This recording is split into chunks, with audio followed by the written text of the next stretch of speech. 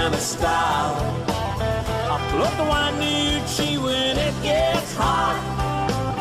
I'm proud of all the things that I've got.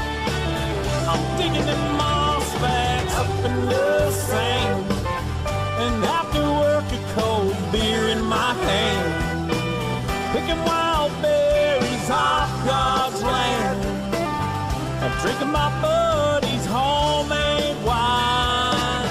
Living Northwest wild, hunting, fishing is my kind of style. I float the Wainuchi when it gets hot. I'm proud of all the things that I've got. I'm digging them moss bags up in the sand, and after work a cold beer in my hand, picking wild berries off God's land, and drinking my buddy's homemade wine in the Northwest wild.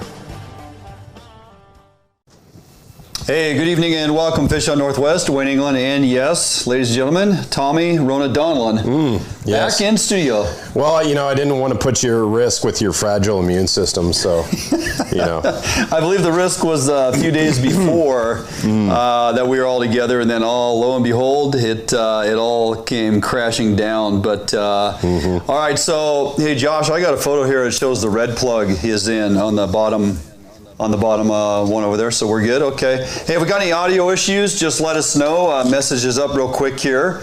And they are back, so apparently Jay is hearing us just fine, so check it in. All right. Hey, Carl. Hey, guys. Hey, Carl. Yeah, so we are back. Tommy, looking good, buddy. Yeah. Made it through, survived, huh? Yeah. So I'd kind of quantify it as a moderate flu. Yeah. You know, but it was kind of like a roller coaster, you know. It would come in, feel crappy for a couple hours, and then I'd feel perfectly fine. I think I even sent you a couple pictures with a cocktail in my hand. Yeah, recovery drink. And then the next day, bam, knock you down again. And so then you're like, I better slow it down a little bit. But luckily didn't have any breathing issues or anything like that. Oh, good. No, good to be back. Okay, nice to have you back. Nice to be back in studio. We got a great show lined up for you guys tonight. We got a lot of people signing on already, which is a good thing. So plenty going on. We got a number of news items to cover, as we always do, of course. We got a couple gents in here this evening. From Ducks Unlimited, Snoqualmie Valley Ducks Unlimited. There's a lot going on with Ducks Unlimited, I think, Tommy, people don't know about. There's a ton. So tonight we have Mike Olson, chairman of the Snoqualmie Valley Ducks Unlimited, and Mark Bailey, vice chair, are joining us in studio. Well, for one thing we're going to give away the cooler that they've so graciously donated to the cause. Yeah. That is just a scratch in the surface here. We got a lot of information to cover with those boys. Tons going on, and it's not, obviously duck season right now, but it's the perfect time of year to talk about it because there's so much going on, and some fundraisers coming up, some banquets, some events that are coming up that we want to make folks aware of that you do want to participate in for a lot of good reasons. So we'll get into all that in a little bit. We're going to have Ron Garner on later on the show, President PSA. Going to be a really good discussion. Yeah. So we're going to talk kind of about the genesis of all of our deep water rockfish, lingcod, halibut regulations, right? And how we are so lucky to have the opportunity that we have today. And Ron's going to walk us through it because he's been integral to all of those discussions and protecting our water over the years. The access we have today in the fisheries that they now, give us opportunity on. There's a reason for that, right? And some folks don't even realize how we got there. Or how we got here now, currently. So with a lot of work and effort from a good number of folks. So we'll check in with him. That's going to be a great segment. A few other things going on. You, my friend, are back in the bait lab trying to stave off your cough and get through it, but we will. Bringing us some good dialed in intel, get you ready for halibut, which opens here on our oceans May 6th, which is just next week, next Thursday. We'll be sitting here doing the show, but folks will have been out on the halibut grounds that morning. Right. So pretty exciting that we're already there. We're going to be into May. Last show of April as we sit. So later on the show, we'll give the cooler away. We got some photos we want to put up of the children who won last week or 2 weeks ago. And of course, we have a number of events coming up we're going to make you all aware of. So lots going on. But before we delve into that, I want to remind everybody that, hey, Fish on Northwest is presented by each and every week, presented by Better Homes and Gardens Pacific Commons Real Estate, located in Puyallup, Washington. Joe Maxwell and team did a fantastic job. Finally closed on the property, finally moved through all the hoops and hurdles, finally have our house emptying out. It's a fantastic week here at FHN and beyond. But we're landing on our feet and getting through this stuff. If you're looking for real estate and having a hard time getting through it, man, you need to contact Joe Maxwell and his team there at Better Homes and Gardens. They will get it done for you. Also, our good folks, friends of ours, friends of many out there at Defiance Marine, located in Bremerton. And yes, I got a text yesterday and a photo that the Firefish is backed into the maintenance shop, and final electronics arrived, and they are getting installed, and I should be receiving a phone call in a matter of days. Time to get her on the water, go test systems, so I can't wait. What's going to be the first trip? I haven't decided yet. Yeah. Gonna have to get it here. I got a lot of equipment to mount up and things to add to it that I did storing in boxes, just waiting to get my hands on. So we'll see when we get that done, and hopefully splash it into somewhere. I'm pretty sure I'll be out here just in the backyard tooling around, getting used to running systems and electronics and checking stuff out, right? Probably do a little bit of that, and lots of folks have been asking me, hey, what's the size of the kokanee on Summit Lake this year? I have yet to be able to tell you. Did people really ask you that question, or you just wanted to talk about kokanee, and so you brought it up? My goal was to fit it in within the first 5 minutes. I failed. I knew it. I failed miserably because it's now 6:06, so good Lord. Missed it by a minute. With that, also, Phoenix Protective Corp. Check out everything they got going on, www.phoenixprotectivecorp.com. If you're looking for work in previous military or police experience, dial up the folks at Phoenix Protective Corp. They are hiring quality people, and they are an absolutely quality business to go to work for. All right, Tommy. Also, before we move too far along, if you haven't been to, and lots of folks have been blowing it up lately, my phone goes off every time, www.fishhuntnw.com. Check out all the content we have going up there. I promise you we are going to be loading in a ton more of information very soon. Lots of good stuff coming. Just met with our coach Deppner this afternoon. We got some things in the works for our workout regimens that are coming, nutritional benefits to you folks coming. We got a lot of outdoors folks, Tommy, and a lot of outdoors folks that are in a certain level of conditioning or shape that could be, enhanced a bit, worked up a little bit. That's putting it lightly. Get ready for elk season. Get ready for get your ass handed to you on the tuna boat, whatever it is. Right. You shouldn't have to go out for a day or two on the ocean and then spend the next week having a hard time walking around because your back is so jacked up or your legs are so sore, things like that. We're going to help you prevent that. We're going to do a little prehab versus rehab mentality as we approach our outdoors willingness and wantingness to get out and enjoy. It shouldn't kick your butt so bad that you can't, function for the next couple of days. So it's very important to Tommy and I. We're going to bring forward along on our webpage in the future as we build it here. We're talking workout regimens, we're talking nutritional support, and to truly get you in shape for the things you love to do. Get outside, stay fit, get outdoors. All that's coming. Plus, we have more recipes we're going to be loading in here on a frequent basis. And I'm going to check. I think we're going to try to get Chef Jeff Maxfield in studio with us next week. Yeah, that'll be great. It's time to bring the band back together, get him in studio finally. Properly introduce them to everybody. So, check out all the extra stuff we have going on via all our social media. Jump over to our YouTube channel if you would. Give us a subscribe. Follow us on YouTube. Never miss anything we have going on. And of course, check us out there at www.fishhuntnw.com. With that, Tommy, a number of things going on around the Pacific Northwest and beyond. Yes, we're back in studio. You're looking good. Didn't knock you down too bad. And I just want to say thank you to everybody that was checking in on us, giving us well wishes. He's convinced I had the Rona. He did have the Rona. When you don't go to get tested, you never know. Right? But I did go get tested. You got tested when you weren't sick.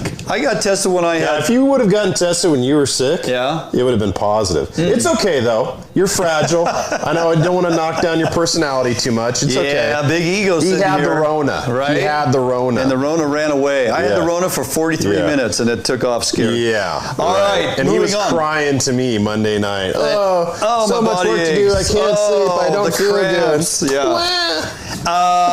I don't know if you caught it in the news. Hey, a couple great articles came out via Andy Walgamont over there at Northwest Sportsman's Magazine.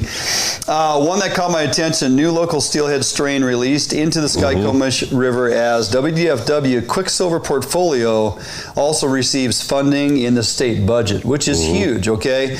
Now, there's a lot of naysayers against the Quicksilver portfolio, because if you look at the names and persons and groups they're affiliated with on the panel that developed this portfolio in moving forward in the recovery of wild steelhead, it is a lot of the wild steelhead groups. And we're not going to run down the list of names because a few of them you mentioned and people start getting a little hot under the collar. That being said, they've put together a package that is very matter of fact in how we're to bring back wild steelhead and couple in broodstocking programs and utilization of broodstock to recover some of our fisheries. Right. This Skykomish Summer Run, you guys have heard us talk about it a number of times as it was entering possible litigation issues. Yes, I'll remind you, this was the one, Tommy, that WFC filed a lawsuit against WDFW, Wild Fish Conservancy, to stop and prevent them from planting these fish into the system once again. So it all got cleared. They had all the paperwork in check. They had all the documentation and everything ready to go. And the fish were released last Friday as the state agencies phase out the production of out-of-basin Skamania steelhead and replace it with the integrated broodstock program using fish from the South Fork of the Sky. Yeah. And that's the basis behind it, right? Yeah, it's a broodstock program. And Oregon has been so successful in implementing these, and so it's about time that we get on that same bandwagon.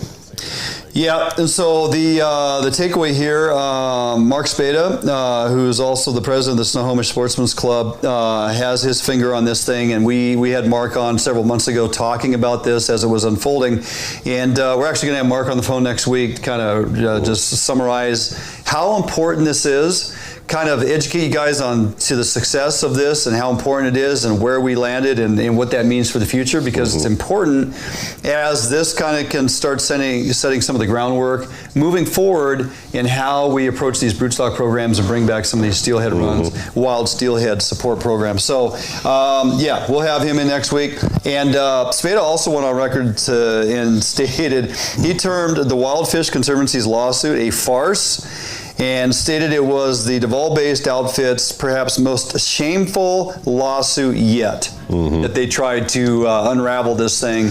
They even had an individual set on the panel. The Wild Fish Conservancy had a representative on the panel when they went through all the hoops to put this together to be able to build this broodstock program and release these fish. Again, these fish have been released for 60 years. Yeah. So then they come back and they file a lawsuit, even though they had checked all the boxes. Right. So, they had been part of the process. Yeah. So go figure, right? Well, and when you look at the mortality rate, some of the broodstock programs in Oregon that we've reviewed with Bushelman, it's like a 2% mortality rate on those extremely fish. Low. It's extremely low. So very successful programs. Yeah. And the more we can gravitate towards those in all the different basins throughout the Northwest, specifically here in Washington State, follow some of the models Oregon has set forth, take it basin by basin and establish these broodstock programs. I think we're heading in the right direction. So absolutely, that's the importance of that. And we'll have Spade on the phone next week. He's going to blow your guys' mind with exactly how important this is and the what it holds for the future. Hey, great news! Wolf populations are up by 25%. Great news if you're a wolf biologist, I guess, with WDFW. And your funding relies on a successful outcome of your program. That being said, the program's been in place since 2011. First wolves were recognized in 2008. It's now 2021. So what is that? 13 years? Yep. I'm no engineer, but I think it's 13 years. 178 is the total wolf count, and 29 packs across the state, of which at least 13 were successful breeding pairs. Yeah, in comparison, so 178, we'll just wrap that to about 180. They're missing a few. It could conceivably be between 180 and 200 wolves, right? That they've counted. Right. And so in 2019, they accounted for 108 wolves, 21 packs, 37 wolves, and 5 packs of 10 breeding pairs. We're still on a good upward trend, says State Wildlife Wolf Specialist. And they also noted for the first time they have North Cascade Recovery Zone. Josh, we got those maps there, that have met its breeding pack recovery goal of 4 wolves. Why is that important? Because last year, the North Cascade Recovery Zone wasn't really on the radar. We've always talked about the Northeast Quadrant. And there's truly 3 zones that, other slide of the state there, Josh, the 3 zones that are recognized that need to be considered recovered. South Cascades Olympic Peninsula region, I mean, what's it going to take? That's that whole lower region there on the lower right of the state. You can see on the North Cascade Recovery Zone, they got a couple packs, and of course the Northeast Quadrant is inundated with multiple packs and has been the entire time. So when you look at the South Cascade and Olympic Peninsula Recovery Zone, what's it going to take? Well, get those wolves right across that boundary marker, yeah, okay, but you know, the reality is, they haven't migrated into there. They haven't tracked one with a collar that's dipped its foot or paw into that area. They've tracked wolves with collars 500 miles out of Washington State, all the way up into far reaches of Canada, all the way over into Idaho, Montana, right? But they won't go into that south region. And from a biological perspective, it's like, are they supposed to be there? You asked that question. Well, are they supposed to be there? Look, there's no wolf experts in this room, but it's been 12 years and they have yet to track one into there or, you know, have them established. So there is a caveat built into the program of transporting wolves, right? The Northeast Quadrant has been inundated with wolves for quite some time. They've exceeded their numbers that they need to call that area particularly recovered, right? So you could like extract a few from there and pop them down into the south if you want. I don't think the people that live there want that. Well, they don't. Yeah. They don't. But you have to understand, this state will not recognize the program as successful and recovered until they have the mandated minimal breeding pairs established in all 3 zones. Yeah. Isn't that convenient? You make your own rules to say which zones the wolves need to be in so you get funded until that point occurs. Until it happens. And you know that it may never happen. So you continue to get funded? Is this? Commissioner Fred Kuntz, you know Kuntz, he's one of our newer guys, correct? He stated the direction of wolf management is headed in Idaho, Montana, Wisconsin via punitive legislation, a troubling development for the Evergreen State given its differing political geography. Yeah, I mean, that kind of tells you right there. Right. I mean, this is... Think about the position our governor currently holds on the wolf program, and he doesn't want any wolves exterminated. Right. Even problematic wolves. I mean, he's come out and said that, and that's his position, okay. But I'm just trying to figure out where this thing's going. The population of a 25% increase in a single year is pretty substantial. That's considerable, yeah. Pretty substantial. Yeah. Lots of budget information we may get to later in the show as we're running late. Do want to update you all with North Sound Group sues feds over salmon season setting process. And we had kind of laid the groundwork for this, Tommy, several months ago. We have gone back and forth between those in favor and those not so in favor. We've talked to our friends via Puget Sound anglers. We've talked to folks we know and friends in the Fish Northwest who are following the lawsuits, and they both making a pretty firm stand on their positions and why they hold this in high regard and are pursuing exactly what it is they're pursuing. The North Sound organization said that late yesterday afternoon, this was a few days ago, it filed a lawsuit in U.S. District Court for Western Washington against federal salmon fishing overseers, claiming the agencies are violating part of the Endangered Species Act related to the process for the season setting, right? Yeah. Essentially, they're Fish Northwest, which if you follow us on the show and have looked them up on Facebook, and we've had Mark on the phone a couple times, out of Anacortes, they allege that the National Marine Fisheries Service and others that are involved in this process are violating the ESA by not allowing the state to pursue an ESA Section 7 permit. Remember, that's us, recreational side of this whole thing, obtaining our own permit Right. Right? Yep. So that is their stance, is they say we are entitled to seek and be awarded our own permit through NOAA. And the second side of that is it continues to violate the ESA process by allowing the Bureau of Indian Affairs to year in and year out obtain their permit. Mm-hmm.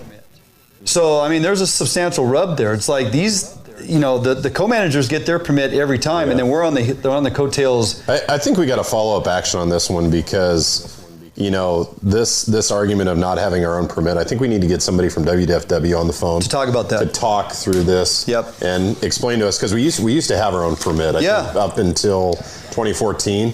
You're right. And then we did this co-permitting process. So the reason I brought this up again, and we have not had that conversation, one, because they were finalizing north of Falcon, we're not able to get anybody on the phone. Right. We're kind of getting to that point now, we should be able to. Two, they had just filed a lawsuit. They put the 60-day notice in, said that it was, you know, pending. They were going to file a lawsuit.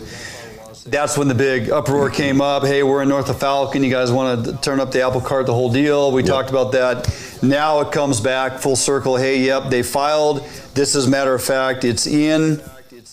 It's been delivered to the district court, which should be the 3rd District Court out of Seattle, I would assume, same court process. And that is the second lawsuit that they're filing in regards to second one overall, this one, in fact, on the permitting process. And Mark talked very candidly about that when we had him on the phone, that the reasons why they're doing that. So we're going to jump out for a quick break. There is a host of bits of information to go over about the monies that have been awarded to WDFW and their budget, providing our governor signs off on the budget and doesn't X out anything that WDFW has, the legislators have awarded to WDFW. And I got to tell you, for the first time in a number of years, we have some legislators that are stepping up, recognizing the importance of outdoor recreating in Washington State as it pertains to fishing and hunting and our natural resources. So kudos to them. If we get time, we'll delve into that a little deeper because there's a lot of really cool information here that you as an avid fisher or hunter should be excited about, the monies that potentially, again, if they don't get X'd by the governor, the monies that could be coming towards the budget. Pretty exciting stuff. The funny one that I thought was on that list was $3 million for marine mammal management, for removing sea lions. Mm-hmm. I could save the state a lot of money. I can do it for a lot less than $3 million. Well, I won't even charge you. No, and you just enjoy loading ammo and taking shots, so it's all good with you. All right, boy, choking on something. That Rona's coming back. Okay, gonna jump out for a quick break. We come back, we're gonna introduce you folks to Mike Olson and Mark Bailey, Chair and Vice Chair, Snoqualmie Valley Ducks Unlimited, right here in studio. We come back after this break, right here at Fish on Northwest. Marine is the one-stop shop for the Pacific Northwest angler. Whether you are looking for a small skiff to fish the Sound or rivers, or a huge offshore tuna machine, Defiance Marine has it. At Defiance Marine, be sure to power your boat with a Honda outboard package. Take advantage of the reliability and 5-year top-to-prop warranty on your Honda outboards. Our service department is always here to help and serve you as the customer. Did you know Defiance Marine has boat financing experts to help get you the best term rates on your new boat purchase? If you need financing for that new boat, call us today. We guarantee the best price, best service on a repower for your current boat. Defiance Marine is a Honda Premier dealership and one of the largest on the West Coast. Defiance Marine also carries all the gear that you will need. Everything from auxiliary kicker motors to fishing tackle and bait. Defiance Marine has certified technicians that are top-notch at their job. Some of the best in the Pacific Northwest at evaluating your boat issues and problems. Stop in today or give us a call for all your needs at Defiance Marine.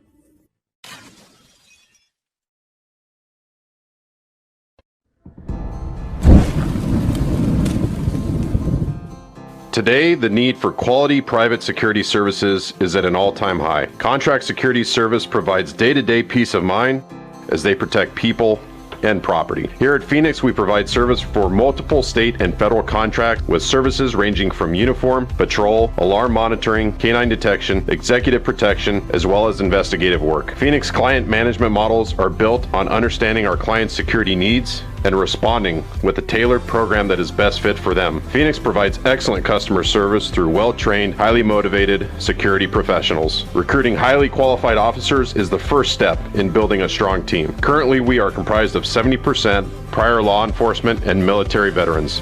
If you are prior military or law enforcement, go to www.phoenixprotectivecorps.com and apply today. Hey, welcome back, Fish on Northwest. Yeah, a little swig of coffee, and I just whatever was. Oh, is that what it was? Yeah. Okay. Yeah, got her all panned out for you there, Tommy. Feeling good. Ain't going down by no Rona, son. Right. Okay. No. Hey, gentlemen, want to introduce you. Mike, you're no stranger to the studio. You've been here before. Mike Olson, chairman of Snoqualmie Valley Ducks Unlimited. How long have you been sitting in the chair? Not long, about a year. Okay. Just under, yeah. Yeah? Yeah, yep. All right. And brought Mark Bailey with you, co-chair, or excuse me, vice chair. Thanks for having me. Absolutely. Happy Welcome to to be the here. studio. Yeah. Yeah, so Mike, we've been talking over the last year or so. I mean, lots going on with Ducks Unlimited, and especially your guys' chapter. Extremely involved with a lot of things happening. And, you know, the more we talked, I just realized there's a lot of things to Ducks Unlimited a lot of folks have no idea about. And this time of year, it's great to have these discussions because, as I had mentioned at the start of the show, you got some great events coming up, fundraiser events and things that, without you folks knowing about it, it might go by another year and they're going to miss it, right? So, right out of the gate, let's just talk about some generalities. Ducks Unlimited started Washington State, or your guys' chapter, when? Oh, boy. I tell you, the Ducks Unlimited started in 1937 back east in Tennessee, and it just evolved. I mean, it's evolved all of North America now. Mm-hmm. I mean, it's gone coast to coast, north, south. We have some stuff going on in Mexico, Canada. You know, our here in Washington, our Pacific Flyway, you know, it reaches from Alaska, Canada, Washington, Oregon, Northern California. So this is a big part of the whole flyway. Yeah. And right now we have 300 plus projects, habitat projects in this flyway over here on this side. And so you could just imagine what just nationwide, North America wide, what DU is doing. Yeah. You know, we're conserving, I think we were just over 15 million acres. Wow. And the growth of that right now, we're going to hit 16 million in record time. I mean, and that's nationwide. Nationwide. Yeah. And when you say when you throw that number out, acreage wide, is that habitat restoration, or where you guys have had a hand in working, or is that land you guys have secured that give hunters access, or what is that exactly? It's the whole scenario. So it's land access. It's the land that wetlands we've repaired, we've acquired, you know, it's everything that basically we put our hand into. And, you know, and it goes so much further than, which got me really excited about the whole DU is it's not just this habitat for the ducks, but, you know, a lot of these wetlands, I mean, it's habitat for over 900 species. So they're not just helping the ducks, through Washington, this Pacific Flyway. We're basically the stop in the middle. So the projects and stuff that we work on here are more of a like a rest stop going to Disneyland. You know, we're more of a stop. We generate flood land. We generate food and stuff for them. But you can just imagine with all this work done in this Pacific Flyway I talk about nationwide, all these projects. And I forgot how many thousands of projects there. So as far as DU's hand in like habitat restoration and you know you're in a position to look at a certain area and go, hey, we really feel like we could enhance this and make it better better quality habitat for waterfowl to use while they're migrating through, you know. Whether that is just a food plot source for them or somewhere for them to come down and rest for a few days before they continue to push south. Right. And so when you start looking at certain areas to make that happen or want to get involved with projects, do you find yourselves working with other groups, say, you know, we're talking water and land water and habitat restoration, which is a huge undertaking in our state for the last 25, 30 years as it relates to our salmon and steelhead recovery. Yeah. So is there crossover? Are you guys coupled in with some of these other groups that are working? You know, a lot of it is farmers, as individuals, people. We work with agencies. You know, we have, I believe there's 3 biologists working in Washington, and so it's really in depth. It's the studies, you know, the science, and these guys go through and they see, you know, they've got there's so much we could do, you know, and so they have a lot on their hands to figure out the best spot for DU to put its money, to do the best for this flyway, to do the best for the wetlands. And so it's always being discussed, and there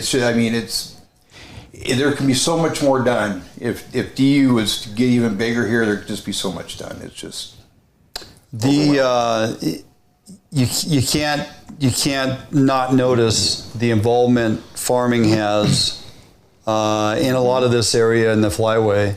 You know, long-standing farms have been established for forever, all of our lifetimes, obviously, and before. And I read reports of DU's involvement in helping establish engineering and plumbing, for example. We don't talk about plumbing, right?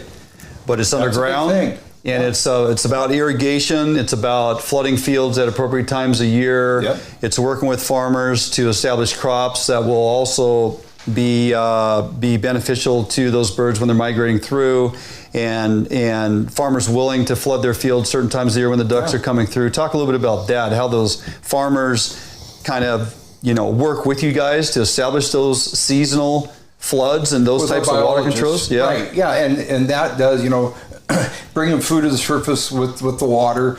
Insects, that brings the insects up. It makes it, you know, standing water, mosquitoes, whatever, you know, all these insects. It's a big, they need calories too. So when they're traveling north to south, they need those calories. And so it's in working with farmers and being able to build these things and working with that science. That science that says, hey, you know, this creature needs this, and this is one of the ways to do it.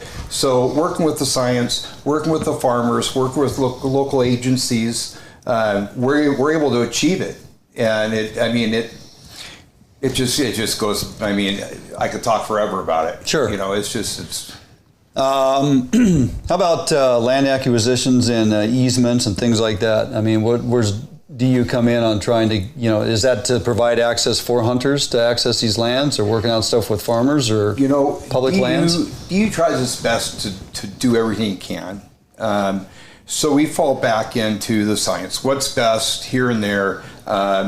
If we can make an access point, and with all the municipalities and all the other governments and all the other stuff going on, if we could do something like that, DU does it. But again, you know, the main base of getting the food, and DU does its best to provide for the hunters, because the hunters provide for us. You know, all the donations and stuff. And so when there's that availability and that we can do something like that, then absolutely, Where's the bulk of the money come from? For these projects? Donations. Yes, donations. And is that donations throughout the years, purchasing membership, and of course these big fundraisers and whatnot we'll get into a little bit later, but... Well, no, so the fundraisers, okay, for instance, a fundraiser makes, here in Washington, makes, you know, $20,000, let's say. For every dollar that we raise, we can get up to $10 back. So if we raise $1,000, you know, the math, we get through for grants, and, you know, federal grants and different things that we build the money, and then Ducks Unlimited takes it, works grants and stuff. So the dollar that you donate here in Washington could put $10 back. And so that builds. Yeah. And so without these events, without legacy partners that give, throughout their lives, or, leave money, or without this stuff, but like I'm explaining about all it does with these wetlands and everything, it does so much for the environment and stuff that it's just a no-brainer to help out with that kind of thing, and that's where all the money comes from. Well, it's a challenging time in any of our fishing and hunting recovery, simply because we're just stampeding forward day in and day out with mass development. Right, we're chewing up our ground faster than we can put it back, and so we're losing more and more habitat. We're impeding migration patterns of certain animals, whether they're on hoof or flying over. Yep. Just the abundance of lights at night on migrating birds is becoming problematic. Read reports recently on that. They're asking people to dim lights because we have migrating birds flying over that. It messes with their ability to truly figure out or gauge where they're going. So there's a lot of things science is unveiling as of late, and it's a hard time to be in a nonprofit organization trying to make headway when you have these big corps coming in, just dumping millions upon millions of dollars in and just getting stuff done. I can't imagine the battle day in and day out. And it's hard to get the word out, the word what it's about. People say ducks unlimited. Yeah. Why do you get money for ducks? Don't you just shoot them? It's like, no. Where are some of the main players here in Washington State? Tommy obviously works for one of them. So the Boeings, the Microsoft, the Bill and Linda Gates Foundation, those multi-billion-dollar assets that lie here in Washington State and continue to try and develop and expand and grow and make money. Where do those big conglomerates come in as far as like, hey, we need to do something for helping offset, I don't know if you want to call it a carbon footprint, I don't know what you want to call it, but to help offset what we have put into this region, which changes the geography, which changes the way water flows, which changes the way animals migrate, which changes water quality, it changes land masses. I mean, let's face it, if we want to build something, we push dirt around and make it to where it's solid ground and we can now build. Yeah. Which will offset a wetland, but then they go, well, we'll put the wetland over here. Yeah. They will flat out move an entire wetland. So when you're out there working hard, trying to generate monies and try to recover wetlands and try to recover natural habitat, and get restoration going, it seems like a hard fight. Where are these big companies in our state? Are they lending a hand at all in any of this? And in small ways, don't quote me on it. I'm not really versed in that, but if we could get if we get a one-on-one with somebody, hey Bill, we call. You would just think that they would make it a point if they to try could understand. So I could answer for Boeing. Right, so Boeing does. Sure. So if you look at like the Duwamish River, they have put a major effort into rebuilding the banks of the Duwamish. Planting shrubs and kind of building it up. And that's simply because if you go back into kind of the World War II days, we had basically a fake city in there, right? Yeah. You remember that? I mean, those buildings we built, a lot of, wartime equipment. Yeah. And so, and let's just face it, back in the 1950s, I don't think anybody realized that, hey, you take that bucket of hydraulic fluid and you dump it down the drain, what kind of impact are you actually having on the environment? So, and that's a huge part of it too, is that we're recovering from the things we did the 30s, 40s, and 50s, hands down. Whether it's the commercial fisheries on the Columbia starting in the 20s and beyond. I mean, we could go back historically and recognize how much stuff we screwed up. And even now, today's modernization, we're still paying the dues for a lot of that stuff. Yeah, and our science are learning about that. It's just catching up. So we're just the impacts we did back then. Yeah. So I am curious. So, like, how do you define, if you're Ducks Unlimited, how do you define success? Like, is it so much wetland created a year? Is there like something that biologists like monitor in terms of duck and goose health, or like how does that work? I would say, any acre, a acre is better than not having that acre. Mm-hmm. Success is making a difference. Success is making the populations grow, the populations of duck. And the populations of duck grow, and you know the populations of the other wildlife, the habitat, the salmon, you know, big player.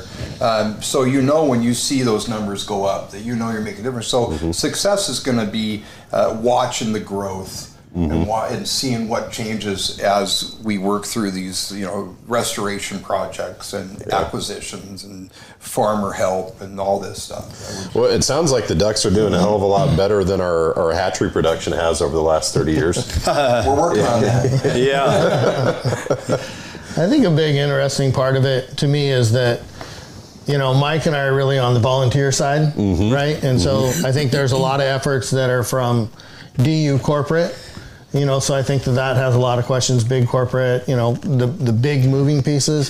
But what we're able to do on a more granular level, I think that it really moves the dial when we're talking about the potential of having, you know, $10 for every dollar that we generate, you know, and it really comes down to, you know, we're just trying to preserve and reestablish wetlands. I think that it really is a broad group of people that can participate in this. It's not about hunting. It's about, you know, it's about following the science, and it's about wetlands.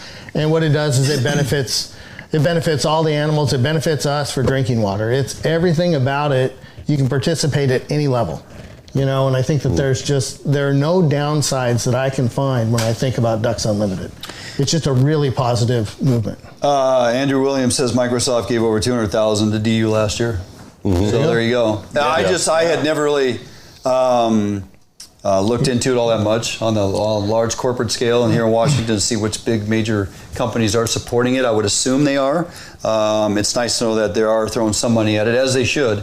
I mean, I would like to see more, you know, in both the recovery of our fisheries and any other additional wildlife. So, all right, great intro on this. We got more info to cover, and of course, we got a lot of events coming up, you guys. We got to talk about that you're all going to want to pay attention to, because get involved, and you'll reap the benefits from doing so. So, we're going to jump out for a quick break. We get back. Tommy, we're going to get our buddy Ron Garner on the phone. Yes, indeed. Going to talk about some deep water bottom fish opportunities, descending devices, and what actually, you know, how we found ourselves here where we currently are with opportunity. So don't go anywhere, stick through the break. We'll be back with Ron Garner on the phone right here, Fish on Northwest. Co, an outdoor emporium, is the largest local outfitter in the Northwest since 1975, providing thousands of people affordable outdoor gear. This summer, make your next outdoor adventure more affordable by shopping at our warehouse-style pricing. We are a local Scotty dealer, offering sales, service, and repair. Located in Fife and Seattle, come visit us today. The outdoors await you.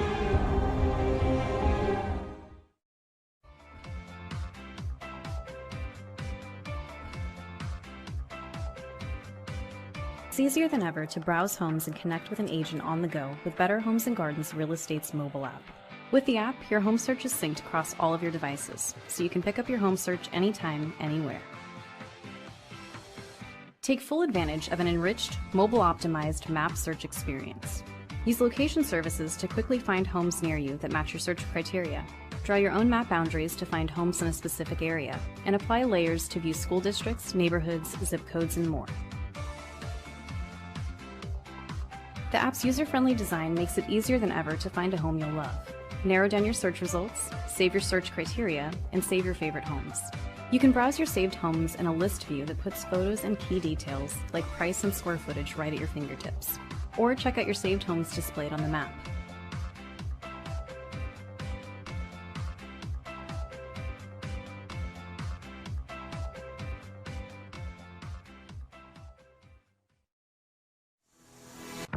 Yep, for sure. Oh yeah, big fish. Yeah, buddy. Nice fish. Oh, beauty. Gorgeous fish. Bobby's on the board. We got a good one. Oh yeah. Oh, oh, oh. Oh, geez, come on. Nice fish. Nice fish.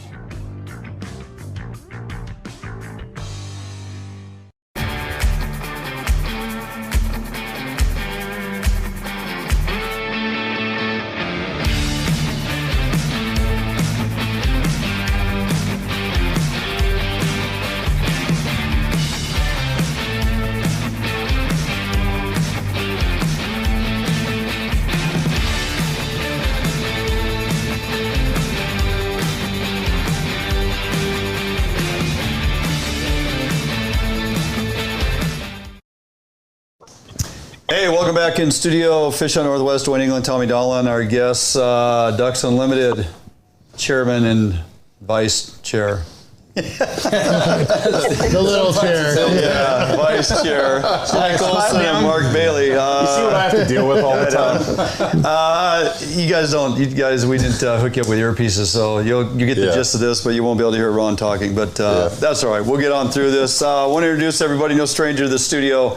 Ron Garner, president of PSA, friend of ours, and one hell of a fisherman, Tommy. Oh, yeah, absolutely. So, hey, Ron, you've had a lot going on, obviously, as you do each and every day. And you've had a lot to do with where we've kind of found ourselves and currently landed with the resurgence, I guess, Tommy, of some of our bottom fish opportunities in the ocean and some of our deep water lines and accessible waters, Ron, that we haven't seen in quite some time. Let's kind of back up and talk about how we got there to begin with and these limitations, and now what we worked so hard towards achieving that got us to where we are now.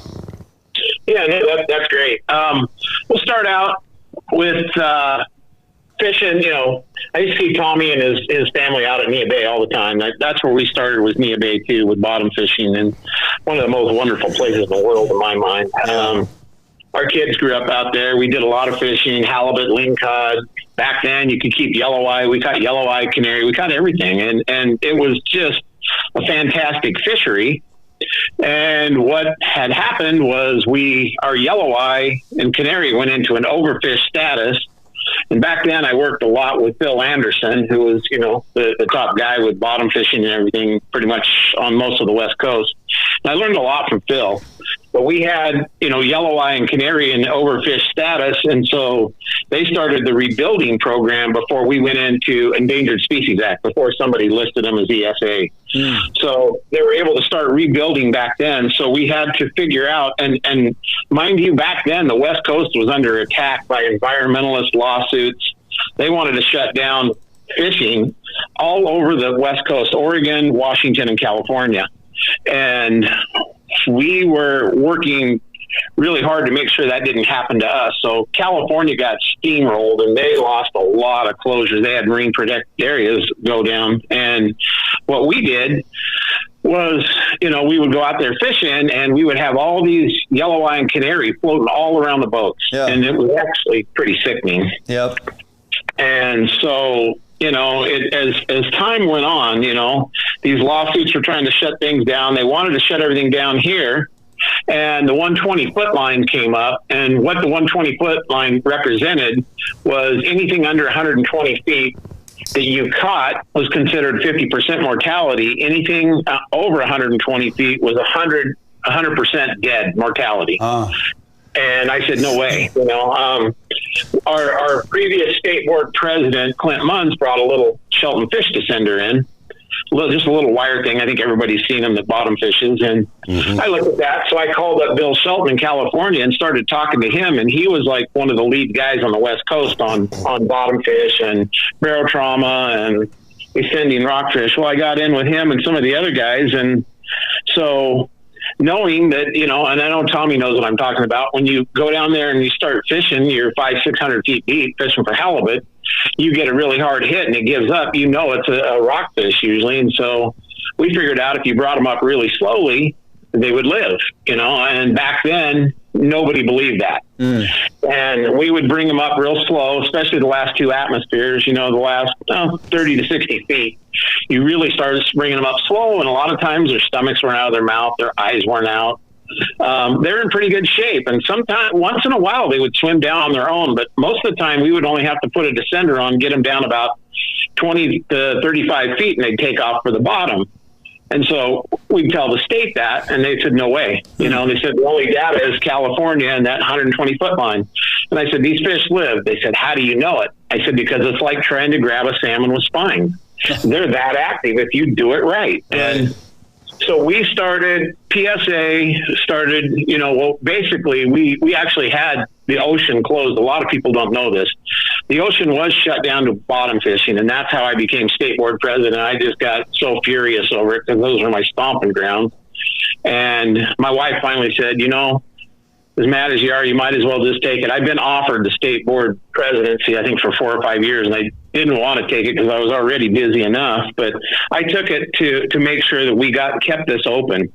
And we did. This was under a commission, another deal from the commission that shut us down and got it overturned. But we had fabulous fishing out there, but we had all these dead fish and dying fish out there, and it really looked bad. And so we started that. I went ahead and took the presidency, and we started with the Rockfish. We started doing these descender devices. And so PSA, all the chapters got involved, and we started buying these fish descenders and giving them out to everybody and explaining to them how it worked. And we were probably 4 or 5 years ahead of the curve before they figured out what we were doing is correct. We were told that it didn't make any difference. And so, yeah, and finally, a couple of organizations and the feds came through with, hey, these things really do work, And so I think the first grant we got was from WDFW, and immediately we went for the Rockfish descenders, the sequelizers that are pretty much just flawless. They work great. You don't poke holes in the fish. We did that, and that worked so well. And it just kept growing and growing. And we got a pretty good name on the whole West Coast because we kind of started it. We were one of the pioneers of saving rockfish. And immediately you started seeing these fields of orange around the fishing boats disappear. Yeah. And that was a big game changer. And probably a few years after that, they found out that yellow eye and canary rockfish were two of the hardiest fish to live after being recompressed. They actually lived way better than the other ones. So that really helped. Back when they were rebuilding, I believe it was 2075 before we would be able to take a yellow eye rockfish is where the date was set at. And I think now it's at 2027. Huh. It might sound like our program saved it, but a lot of it really, the thanks goes to Phil Anderson for going in, and they reworked a lot of the data that brought it forward. The stocks rebuilt a lot quicker than they thought. But I know that our program helped. But a lot of that thanks really needs to be on Phil Anderson for doing it. I offered to help him on doing it, and he said that he could get it done. So that was really good. That's one thing he knows how to get things done. And but not seeing these rockfish out there floating and knowing that they actually recover and live down there, that was a game changer. That definitely takes up our rebuilding so much faster than what it was. It does. It does, Ron. And hey, so we're showing some pictures right now on the screen. These are the same ones that I texted you the other night, where I've got some Ray Marine screenshots of descending a rockfish on a downrigger, and you can see where the rockfish comes back to life and releases at about 220 feet and swims down. I continue the downrigger down to 300 because that's the depth that the sequelizer set at, and then you can see the downrigger retrieve up, but you can see that rockfish swimming down and away. And I think that's a huge piece of the data, is to being able to see those fish swim away. Is there something that we did? I know there was a rockfish, yellow eye rockfish, that we tagged and caught and released, descended, and then caught a year later. What other data do we have that kind of supports this and shows that if you can successfully descend these rockfish, that they can survive that barotrauma? Yeah, I think you're talking about Hood Canal on that one. Yep. Because Hood, we got the ocean in good shape, and then it came into the Puget Sound. And so that was one of the things we went out and helped NOAA. And this is really funny because a lot of the organizations ran away. When they saw NOAA come in, they ran. And I said, no, if we don't get in there and we don't help build this program, we aren't going to be at the table. We're going to be on the table. So immediately we jumped on and we started helping them find the rockfish, find the yellow eye, which would be the canary in that. And so all these areas, we came together, we started working with NOAA, and the fish you're talking about was a Hood Canal yellow eye that was caught, and it was pregnant, and it was rescinded, and it was let go, and a year later they saw it on the ROV on the other side of the canal alive, and it had successfully spawned. So that was one of the big game changers in the Puget Sound yellow eye program right there. But it's just amazing how, if you get involved and you start helping, you actually help lay the groundwork for what's going on. And we had really good success with this. The structure, do you have that shot, Dwayne, that I sent you? I think this is really important for people to see that marine where the Puget Sound was going and what we were able to divert. Yeah, I did not pull that one in for tonight. I figured I was going to use that next week, but either way. But people will be amazed at how much of the Puget Sound was going to get shut down to all fishing. Yeah. It was gigantic. Right. And you're going to lose Chinook, you're going to lose everything. Yeah. And so by getting involved early, it's like concrete. You help set it. And if you're in too late, it's already set. So all these things really came up. Let's see, what else? The rockfish inside the Puget Sound, most of them are up in San Juan, a lot of the yellow eye and things like that. There were some down below, and then they went to Boccaccio. That was a big deal, which I saw my first Boccaccio when I was out there helping them. I was going to bet them $1,000 we'd never see one in the Puget Sound, but there was some caught. I'm glad I didn't bet it. But the overfishing though status, we kept it from ever getting to that. And then the Puget Sound was, has ESA listed fish. And so that's what put everything, made it all come to a head, as we had to save it before we lost.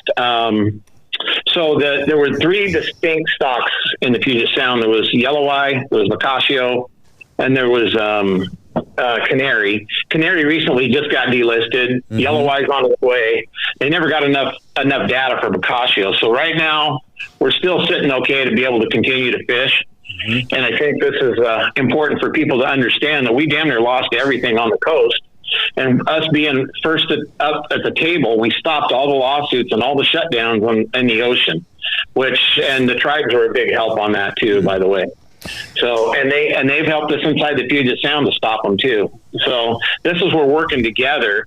A lot of people don't know how much we've worked with the tribes, and the tribes have stopped a lot of bad things for us just due to relationships. Right. So, yeah. We got somebody asking, I got Brandon asking, where can you find information on the Sequelizer, Tommy or Ron? You can go ahead, Tommy. Well, I was going to say, if you do a Google search, you'll find the Sequelizers, and actually in the how-to that we're going to do tonight for halibut, I will show the Sequelizer. You'll talk about it? Talk about it. Okay. Yep. Great. So I do have another question, Ron. So I know that for a while there, Robbie Tobeck was working to introduce some of those, kind of the habitat back into the Puget Sound. We just got done talking about, with Ducks Unlimited, creating habitat as the ducks fly through this zone. It was kind of the same approach. Like, what kind of structure can we put in the Puget Sound to help promote rockfish population increase? And, I think we were really close to being able to put some man-made structure into the Puget Sound. And my understanding of what ended up killing that was that they were concerned about the impact on salmon smolt return. And so now you have this structure for rockfish. Rockfish can eat salmon smolt, and now you've got this competition going between the rockfish and the salmon. Was that really the case, or what? Where did we end up on that? No, it didn't. It didn't have anything to do with it that I know of. What happened was a guy named Bear Holmes and Robbie were working together, and I was helping them get access to all these people. They were going to build, through NOAA, they were going to build 12 artificial reefs in the Puget Sound. 6 of them were going to be stocked with rockfish and 6 not. And they were going to see which of them did better. And they went as far as getting the money off your, when you go in, the DOT money for your tires, when you go in and get new tires, that money, they got a bunch of that money was going to be slated for this project.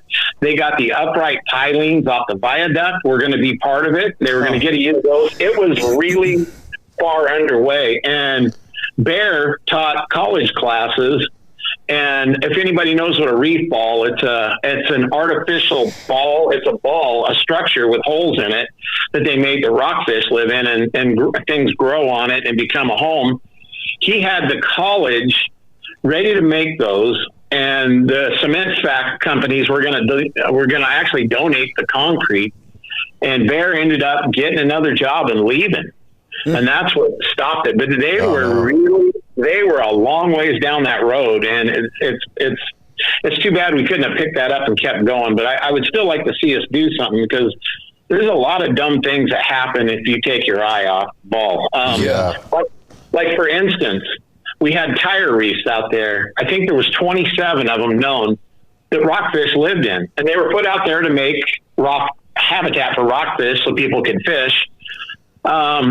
DNR decided they were going to start cleaning those out. They were going to start pulling all the pilings, creosote pilings, which are not good, but they're grown over a lot of things, with mussels and everything. So they're kind of covered up. And also they started cleaning up all the derelict boats. And the problem was they never put anything back. Yeah.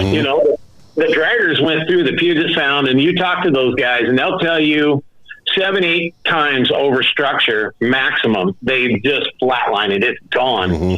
So here you have artificial habitat that's working, and now you take it all away. How are we going to rebuild these stocks if they don't have a home or a place to be?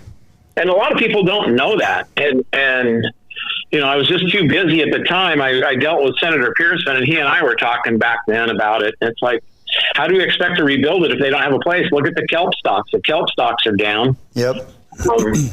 We need something back out there, and I think it'd be great to get started back on this again to see about building some kind of habitat. I agree. At a certain point, that was previously there, and what they've removed because it wasn't natural. It becomes habitat. It gets enveloped by everything, swimming and crawling around on that Puget Sound floor. It becomes habitat, and if it's not dumping any type of toxin into the water, if it's not leaching anything that's detrimental to the survival of aquatic life, then why not just leave it? Let it be. It's completely grown over. It looks like the landscape after so many years, and it doesn't take long in the salt water. That's what ends up happening to all the derelict crab pots too out in the Everett area. 100%. If you've ever hooked one with your pot and pulled them up, and you look at it, it's got anemones on it, it's got starfish, it's rotted away, it's not continuing to catch crab. Right. It's just now growing into a structure. And it's got, it's just inundated with everything that's on the bottom of that particular area of Puget Sound. It's exactly like the landscape. And there's rockfish on those. And there's rockfish on those. Yeah, 100%. So, all right, Ron, fantastic info. And as always, cannot thank you enough for all the work you put into everything you do to help enhance our fisheries here in Washington State, whether it's within Puget Sound waters or out on the coast or Columbia River or what have you. Hats off to you, my friend, because of all the diligence that you put in. Yeah, I appreciate it, and we still got a ways to go, and we're not done yet, but we do need to, just like I really enjoyed your guys' talk with the Duck Unlimited guys, because there's things that I didn't know, I had never heard before, which is enlightening. But yeah, I appreciate that. I think people need to know what's happened, where we've been, so we make sure that we don't keep repeating these mistakes. So yeah, exactly. Amen. All right, well, we'll be in touch and have you back here real quick. Oh, by the way, we have more sequelizers in that we're going to be handing out. The PSA chapters will have. Oh, perfect. Right on. We'll steer folks your direction. All right. Thanks, guys. Thanks, Ron. Thanks, Ron. Ron Garner, President PSA. Again, but Tommy, we cannot ever thank him enough for all the work that he continues to do. So, all right, we're going to jump out for a quick break. We come back, we're going to delve a little more down into the boys here from Ducks Unlimited, Mike Olson and Mark Bailey. We have a number of things to cover here. Youth efforts you guys put forth and how to get the youth involved. That's the key to success. Green Wings, yes. Yep. And of course, a number of the events that we've been talking about that you folks are going to want to listen to, pay attention to, and get involved with for good reason. One, they're a lot of fun to attend. Two, and Tommy, we're going. We got a table, by the way. Yeah, I know. I'm excited. By the way, we got to fill our table too. Oh, I know. Yes, we do. We should probably not let that cat out of the bag. But a number of events to go through, and we'll talk about those, what they're all about, and how. They're fun for the entire family. Some of these events coming up this summer. So don't go anywhere. Sit through the break. We'll be back right here at Fish Hunt Northwest.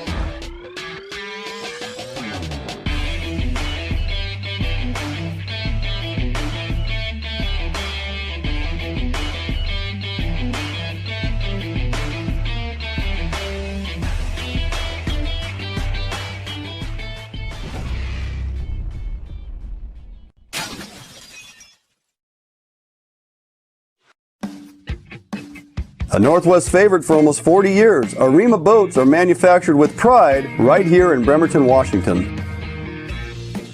Arima Boats offers all of our boats with Honda outboard packages so that you can take full advantage of the reliability and 5-year top-to-prop warranty from your Honda outboard.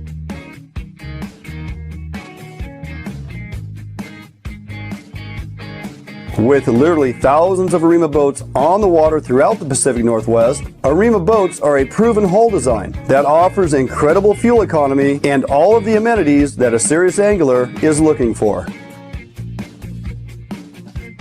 All Arima boats are built without any structural wood materials. That is why we back our boats with a lifetime warranty. All of our Arima boats are designed to maximize deck space while also providing ample seating. Contact us today at Arima Boats for all your boating needs and let us help you get out on the water. Hey, back in studio. Nicely done, Josh. You know how to get it done. Yes, yes. The more we can say kokanee. Kokanee makes fantastic halibut bait. Coming to you from Tommy Rona at the next segment. All right. Hey, welcome back in studio. We got Mike Olson, Mark Bailey, Chairman and Vice Chair with Ducks Unlimited, Snoqualmie Valley Ducks Unlimited chapter. And gentlemen, you had a number of good things to say in the first segment, trying to help educate the masses of a lot of the behind-the-scenes work that goes on with you that a lot of people don't even know about. You know, and there's so much more that I don't know about. There's layers upon layers upon layers, but there's other things that are more obvious to persons who are involved, or you peruse the websites of the local chapters or get on the national stage, you know, like your youth programs. I mean, let's talk a little bit, Mike, about the youth programs, and Mark, you know, getting the youth involved in duck hunting and or any type of hunting and fishing early on in life is important, one. But the Ducks Unlimited platform is kind of a twofer in that you don't just get them involved in hunting, you're getting them involved in understanding the importance of restoration, habitat, and all those things that go along with that. Mark, talk a little bit about that, if you would. I think a big part of it for me is that not only do we want them, you know, to appreciate the outdoors and, you know, hunting and fishing and all of that, but it's the giving back part too. And that's what we're trying to do as well. And so what we really wanted to have, so we were going to have a big youth event this spring. It was actually going to be on May 16th, which we had to push because of COVID. And now we've got our Ducks and Dog event that we'll talk about as well. But really just trying to get the kids really excited about everything that's going on and all these opportunities. And I think what Mike did a really great job with our youth event this year that's been postponed to next year was that not just making it just Ducks Unlimited, but trying to bring so much more in, you know, bring in the fire department, the police department, WDFW, bring in Trout Unlimited, you know, all of these other organizations. So we weren't just trying to make it all about DU, duck hunting, all of that. It was more about, okay, this is for the kids, and these are all the opportunities that we want to put together. So I think that getting them involved, that's how I grew up. I couldn't wait. I was digging worms and packing the cooler, waiting for my dad to get home. You know, he's like, "Hey, let me change my shoes." You know, I'm like, "Dad, it's packed. The truck's ready to go. Let's go." You know. And I think that the culture is a little different now, and I think it's important to preserve that, especially if we want them to experience, you know, even if it's a fraction of what we had when we were kids. But I think we're doing a lot of things to bring it back.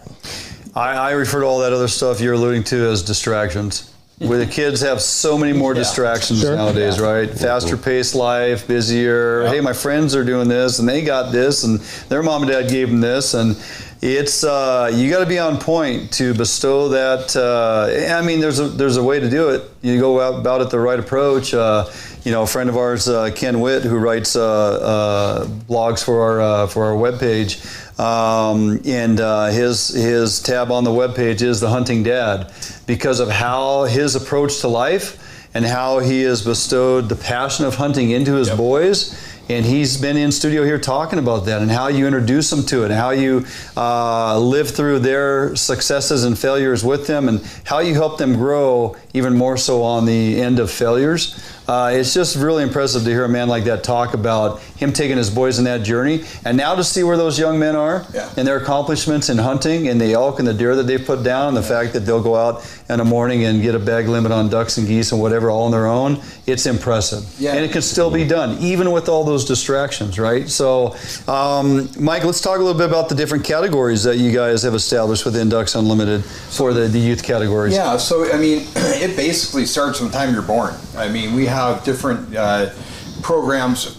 We have I can't remember exactly, it's a legacy where you can, one of our auction items is a painting, and with it you get a youth, a child's name printed on a plaque, and one of the McNary, I think, is one, but we have different as the kids grow.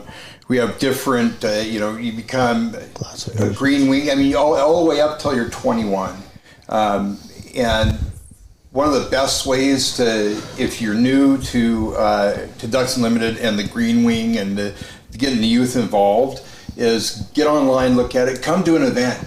The kids are spoiled crazy. They walk away with bags of stuff. They get their own little raffle items, and they get remember the old Highlight magazine? But it's like Puddler magazine, it's called. Oh, and so it's full of stuff that kids are interested in. So youth is a really big thing. They're the future. And so Ducks Unlimited really goes all out for them and does a lot. And like Mark was saying, that event, it was next May, hoping next May, it's going to be, hundreds of kids, all the things Mark talked about. We were going to have the trout tournament. We were going to give away free fishing poles, and WDFW was bringing in a trout pond. And so this youth event's going to be really big next year. People really need to look at that. This is 2 years now we've had to cancel the youth event. Right? Yes, sir. 2 consecutive years in May. So, in its place, you had mentioned Ducks and Dogs in May. I believe in May, correct? Yeah. May 16th. Yeah, May 16th. I got it on my calendar, actually, to attend. We're going to be there. Yeah, let's talk a little bit about Ducks and Dogs. Let's kind of break that down. Josh has put the graphic up there so folks can kind of see start time and the date and location and what's going on there. Why, me as an outsider, if I'm not involved with DU, what's drawing me to this? Free dogs for everybody. Free dogs. Free dogs. Take it home. Every kid. Every kid gets a puppy. What about ducks? Any free ducks? So, well, you know what it is Colin Ching up there with Cascade Retrievers. Great. I mean, this guy, he lives this stuff. So if you got a puppy or thinking about getting a puppy, you have so many questions. This is kind of a get to understand breeds, get to understand what to look for with health, with what kind of, do you want them a pheasant dog? Do you want them a water duck dog? Do you want them, what can you expect? And Colin's going to run through this stuff, and we're going to talk about that. He might even do some live fire stuff, but you're going to learn a lot. You're going to learn a lot. You're going to need good chef. Chefry's going to be there. Chefry's going to be there. Jeff's going to be there. Nice. He's going to be cooking some food out there. Can't go wrong there. Absolutely, you can't. And we just lowered our ticket prices. Were at $120, I believe they were, because when we planned this thing, we had this COVID thing, and we still kind of do, but. Now that, that's what I hear. Now that it seems like, which we hope we don't regress and go back to phase 2, but now it seems like things are going to open up. So we got a lot more spots available. Oh. So we've lowered the price to $60. Oh, nice. And I tell you what, Outdoor Emporium and Sportco are really, really big supporters. Nice. A couple of them are on our committee. Yeah. And what I want to do is they want to give. So if you buy your tickets from between right now at 8 o'clock Saturday night, we're going to draw 2 names out of those people. Okay. Give them a $25 gift card, courtesy of Outdoor Emporium. Nice. For 2 of them. So if they get their $60 DU Ducks and Dogs ticket, $60, they stand a chance of winning a $25 gift card to Outdoor Emporium. Awesome. What a great deal. And then learning about dogs and ducks and eating food like Jeff's food. Yeah, you definitely want to get there for the food, if nothing else. Read more of the flyer. You can go to Snoqualmie Valley Ducks Unlimited on Facebook. The flyer's there. I know you've got it on FH. So check it out. You'll see Three Rivers is going to be out there. They're going to bring some dories out for people to look at. And there's going to be a lot of action going on. It's going to be really exciting. And this is just one of the many events. Right. But, this is going to be a good thing. Yeah, we're really excited about it. You know what? I got two Ducks Unlimited thermos mugs here, coffee mugs, and inside of there is a Phelps Game Call Duck Series. Those are nice calls. Yeah, these are really good. It's about between this and the cup, it's about a $60 value. It's a double reed duck call. It's the PD2 by Phelps Game Calls. Thanks, Phelps. Yeah. So here's what I want to do with this. First of all, we're going to go to a commercial break. No, before we do that, before I jump out for a break, I want to make sure we tackle these other two topics. But what I want to say is, right now, I want everybody to jump on your social medias and grab your folks and tell them to come join our show here. Load it up. Let's see this number of persons getting on here bump up. And then we'll ask for a number between 1 and 100, and the person that nails that number down is going to win one of these mugs and that duck call, $60 value for free. So first of all, we need to see the numbers going up. It's going to have to hit to a certain point before I offer up the gifts. And I'll let you know what that number is when we get there. So start spreading, share our content, get it out there, get your folks, family, friends, whatnot to join our show. And the next half hour or so, we're going to be giving some stuff away. Captain's Table event coming up. Captain's Table event. That's Snoqualmie Valley Ducks Unlimited. So to talk about that, we need to talk about our big banquet in August. Sure. So August 26th at the Snoqualmie Casino, which is a Thursday evening. It's a Thursday evening, which means we're going to be there because we're trying to stay away from the weekend. Yeah. And there's a lot of, last year we had 240 people, and this event, this banquet, you come to it, man, we had, I think it was like 200 silent auction items, Mariners tickets, pairs of Mariners tickets going for $40. There was so much stuff. And one of the best parts, I know Tommy will really like, is the first hour open bar. Oh, perfect bar. Tequila. Yep. Let's do it. 6. Pick your potion. Recovery drink. The food is great.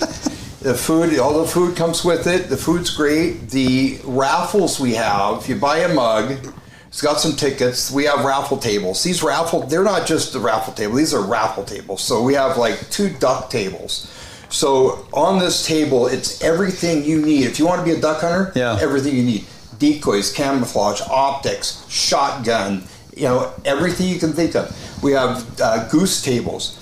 We have for everything. We have a camping table. Yeah. Everything you need, tents, bags. Right. We have a big game table, rifle. We got a hiking package. Mm-hmm. You come and see this layout. Get on Snoqualmie Valley Ducks Unlimited Facebook.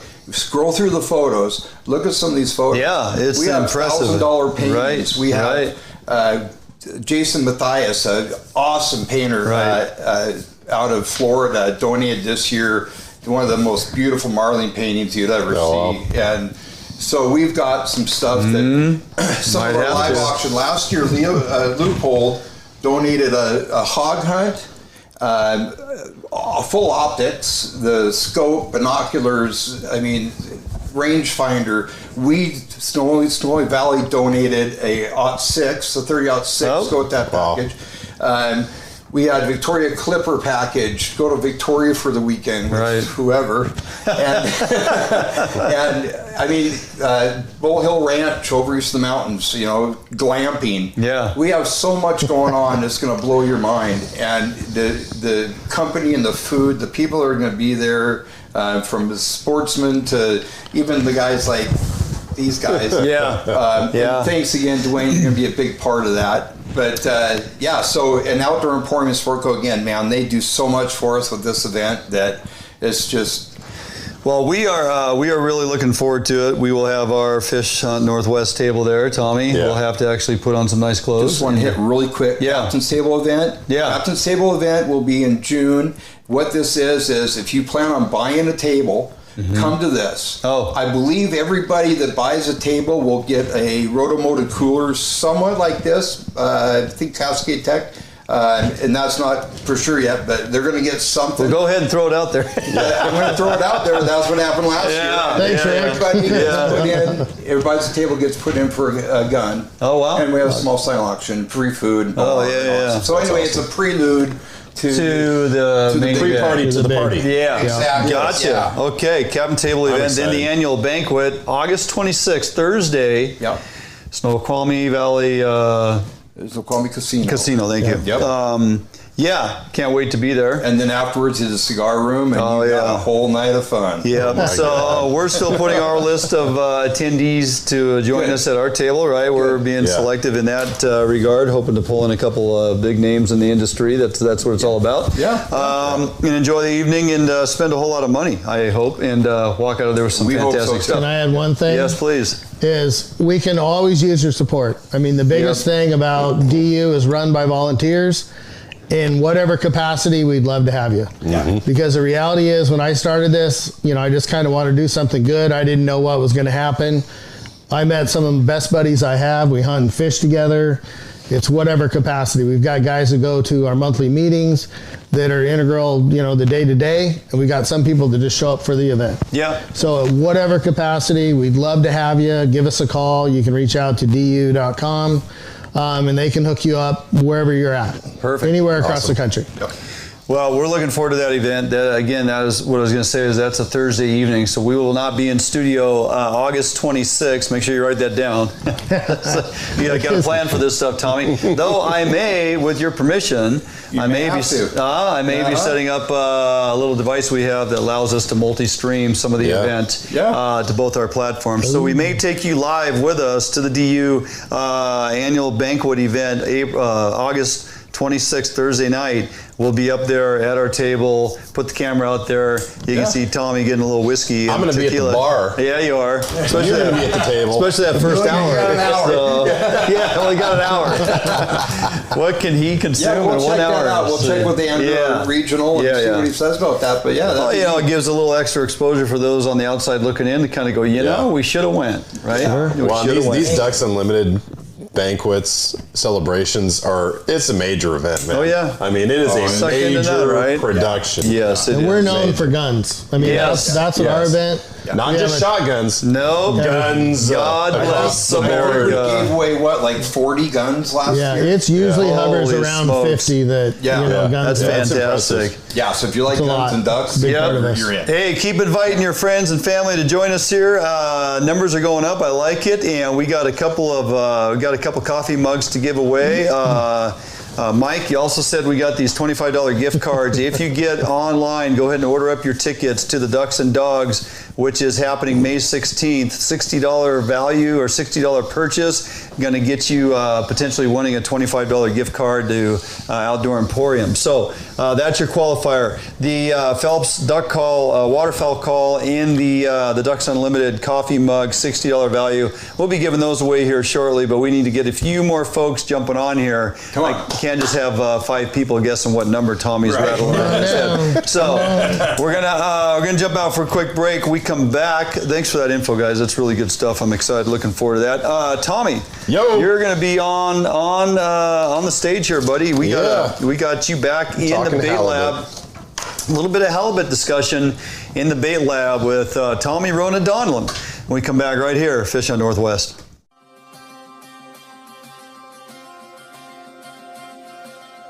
Allied boats are built by West Coast fishermen for West Coast fishermen.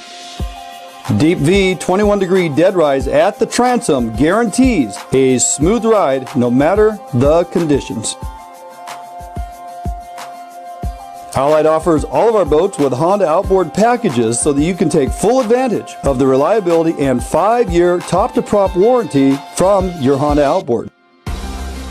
Allied boats range from 19 to 32 foot in length, so no matter what type of heavy gauge boat you are looking for, we have it for you. All of our Corsair 21-foot and larger designs come standard with reverse chine that is welded inside and out with no extrusions below the waterline, so that you will never have to worry about corrosion problems down the road. Get out on the water today in a boat that you can trust and enjoy with Allied Boats. Contact us at Allied Boats today to learn much more about our incredible fishing machines. New days, new beginnings, new friends, new loves, new dreams, new goals, new scenery, new job. No matter what the next chapter holds, Better Homes and Gardens Real Estate will be there to help you find the new that's right for your lifestyle at any stage of your life. Better Homes and Gardens Real Estate. Expect better.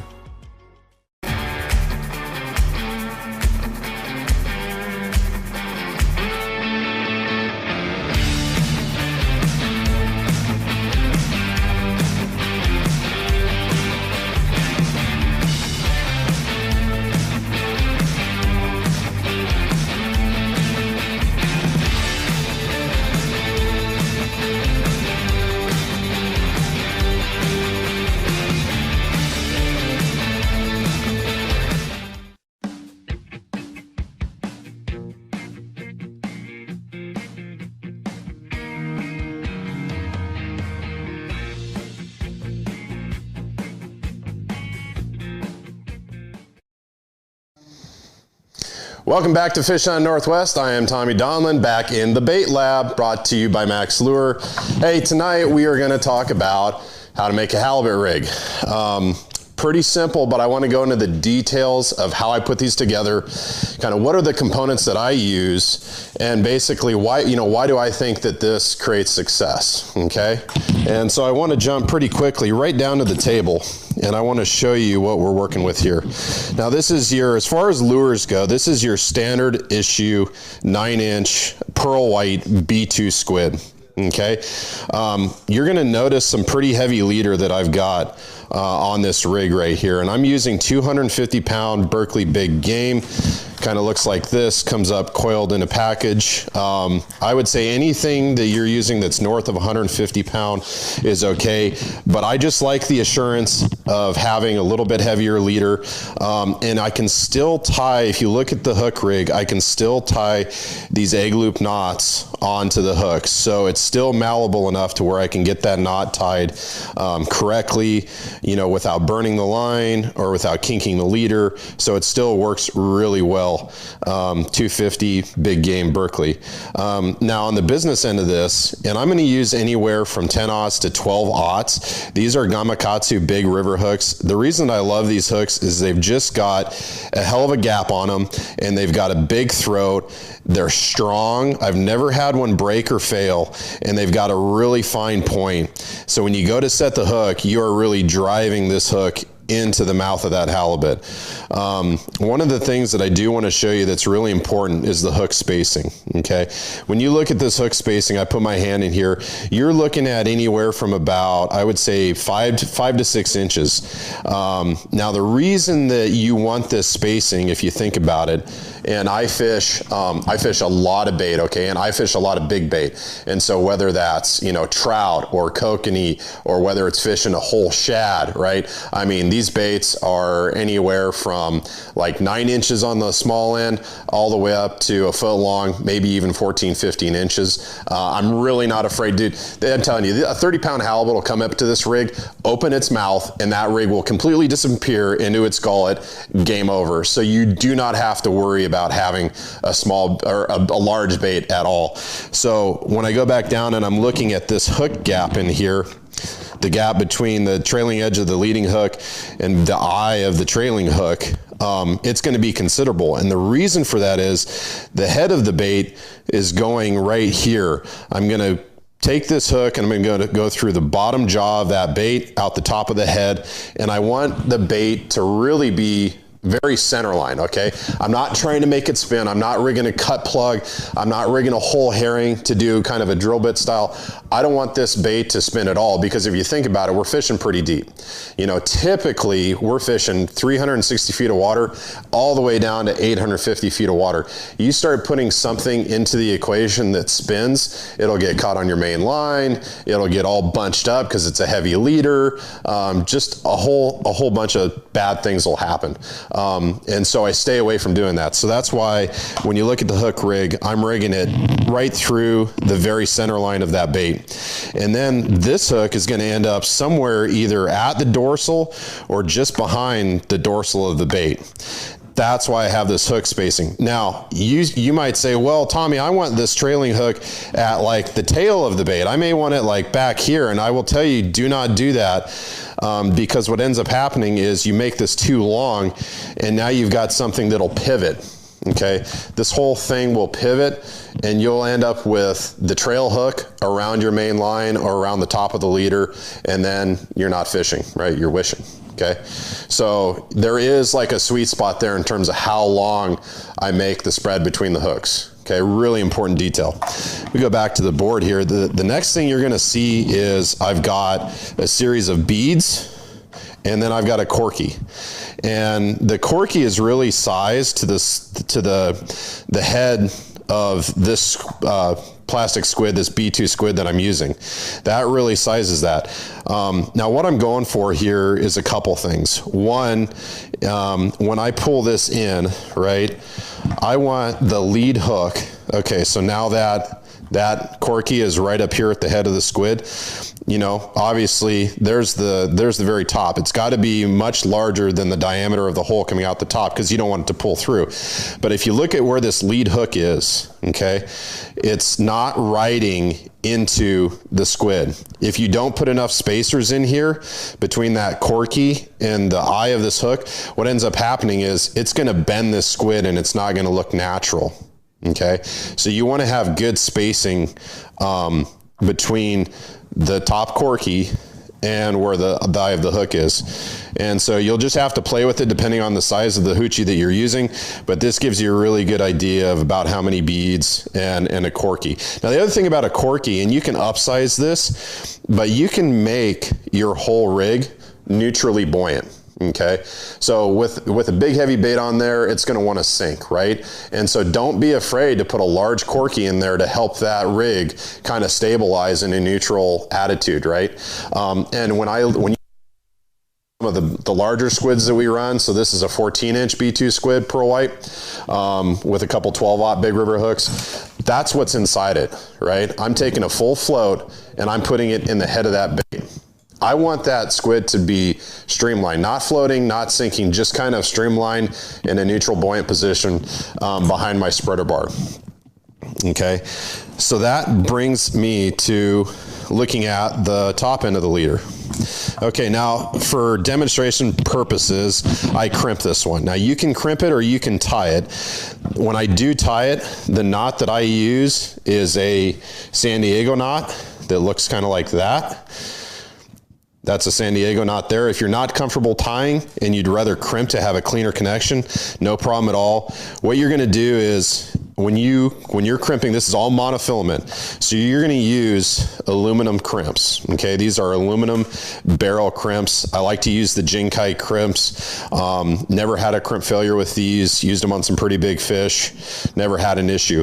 What you do when you pick your crimp, you're gonna figure out what line you're running. So this is 250, and you'll notice that on the back side of these, and I don't expect you to see it with the camera, but on the back side there's a chart, and it tells you, hey, if you're gonna run 250 pound test, you are going to run the size H sleeve.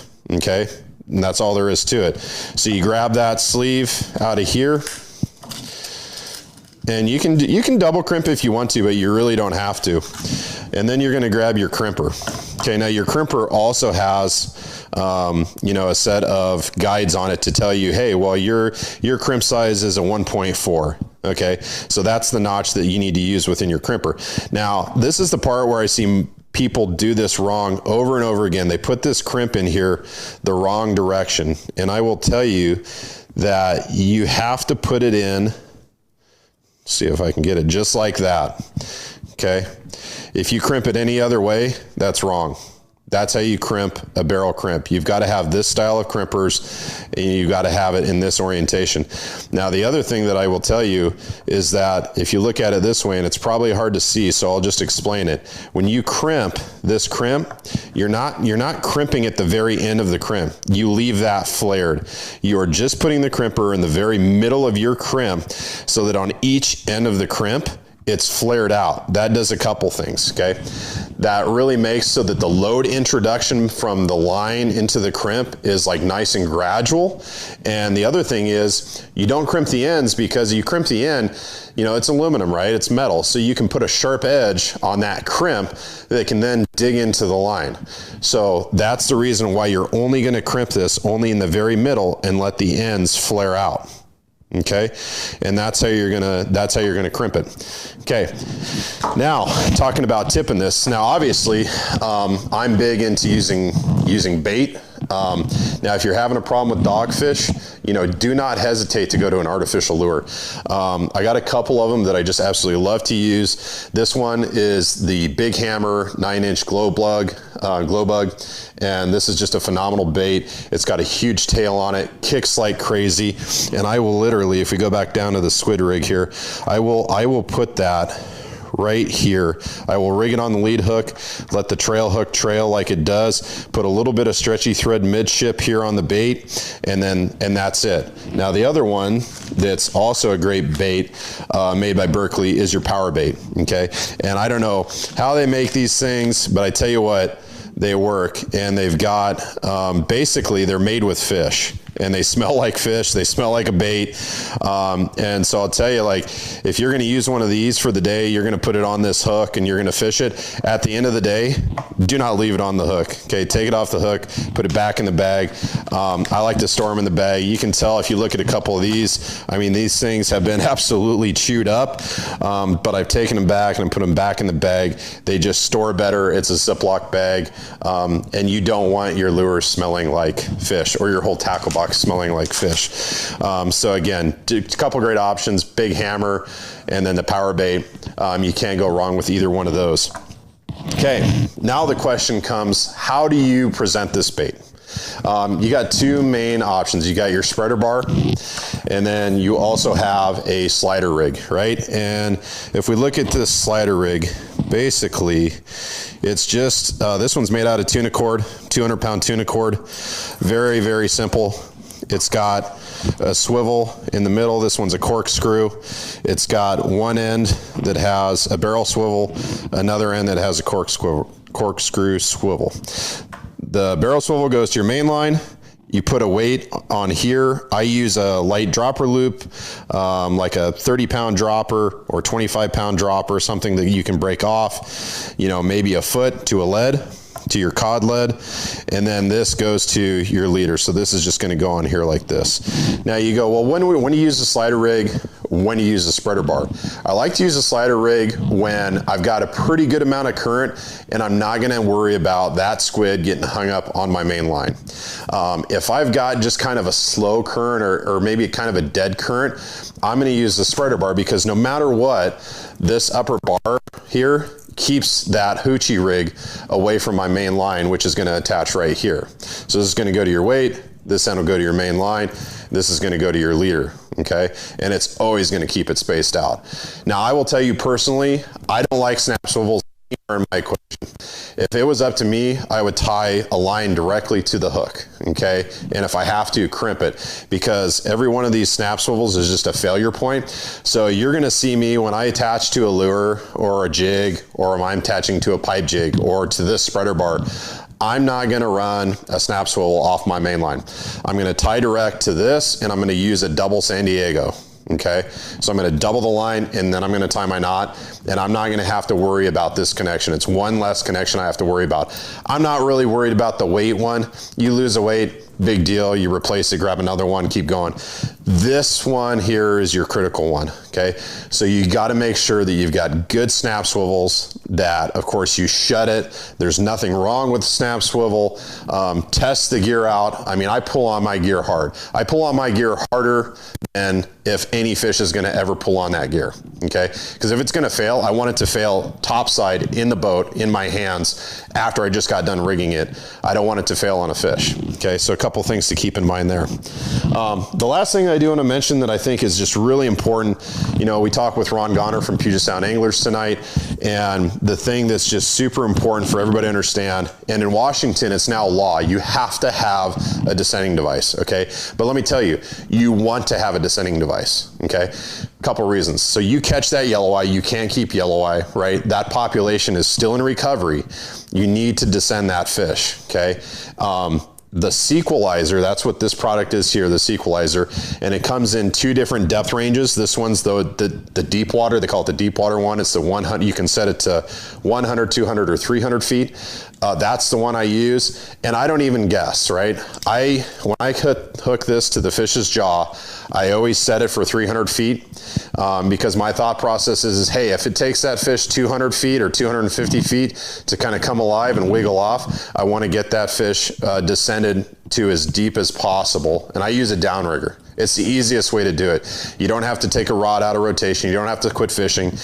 Literally, this is attached to the downrigger with a 15-pound ball, and this just gets hooked right onto that fish's mouth, and away you go. And the jaws are so strong on this that you can actually hook, if you got 2 smaller rockfish, you can put 2 on at one time and send them down.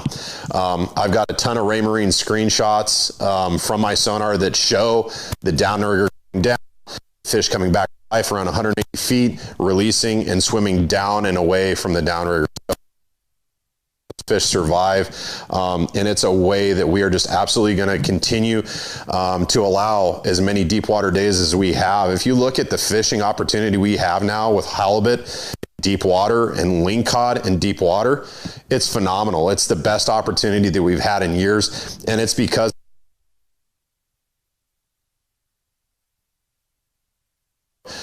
if you're a Puget Sound Angler member, you can get one of these as part of being a member.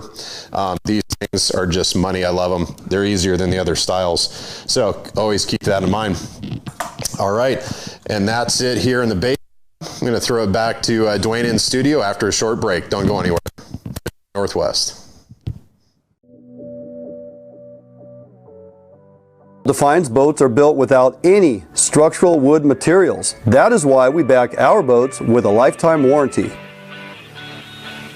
All of our Defines boats come standard with large fish boxes that are fully insulated so that you can ice your fish properly all day. Defines boats feature a 21 to 22 degree dead rise at the transom and a large reverse chine for incredible handling and stability offshore. Defines boats are foam flotation filled and unsinkable for the ultimate in safety while fishing offshore. Defines boats feature fuel-efficient hull designs with large fuel tank capacity so that you can have maximum fuel range for making long offshore runs completely safe and affordable. All Defines boats come standard with self-bailing decks for improved safety while at sea. Defines Boat offers all our boats with Honda outboard packages so that you can take full advantage of the reliability and 5-year top-to-prop warranty from your Honda outboard. Defines boats for all your boating needs, and let us help you get out on the water.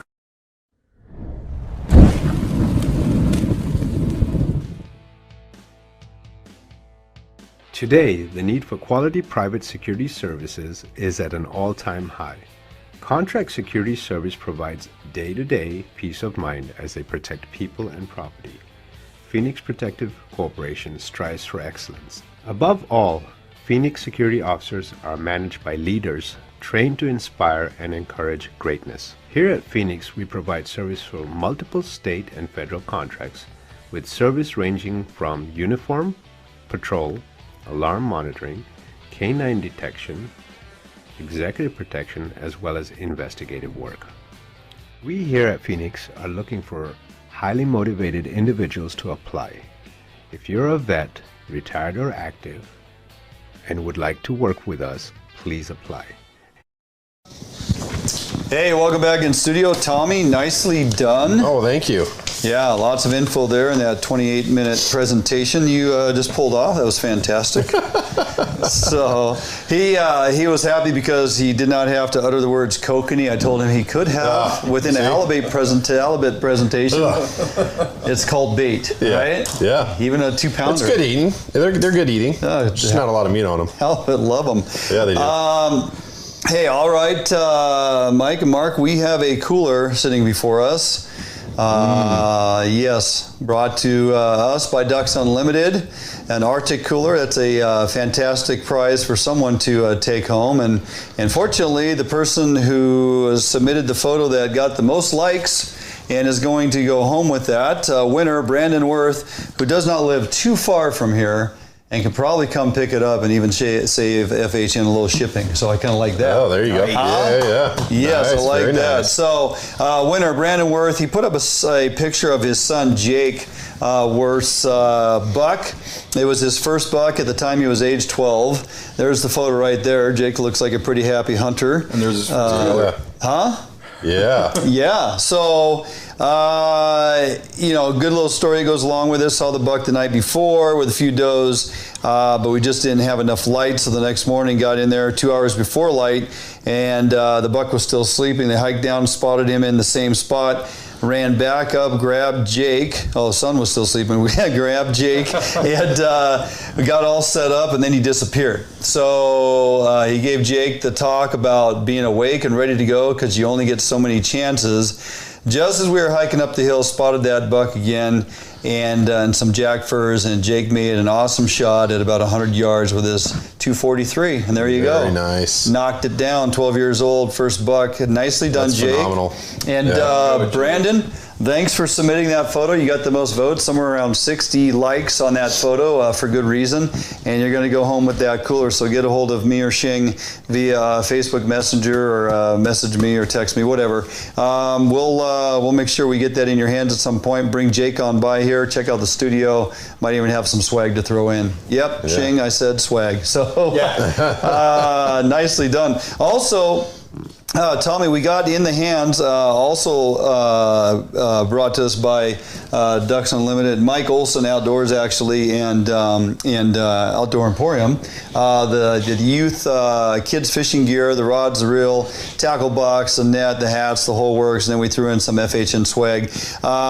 Brody Fritz was one of the winners a couple weeks ago, and Tessa Kieser, who was here this evening picking up her stuff, and who actually caught a trout off the dock. Right, shortly thereafter. Shortly thereafter. And to her credit, she was the photo submitted by her mom was her holding a fish that she had caught and packed around for, I'm trying to remember what I read, like an hour. Oh, really? And she carried it around for like an hour. They literally had to pry it from her grips, and she threw an absolute fit when the fish was taken and removed from her, right? So, great story. She was 2 when that photo was taken. She just turned 3. Her birthday was last week. Yeah. And so the Keezers family stopped by and picked up Tessa's rod and reel and everything. Mike, you guys were here when they popped in, and then they went down and caught the fish. So and awesome. It was so great. Family shows up. Just, hey, go ahead, go to the backyard, go fishing, right? That's what it's all about. Absolutely. And they said, oh, thank you so much for inviting us over. I'm like,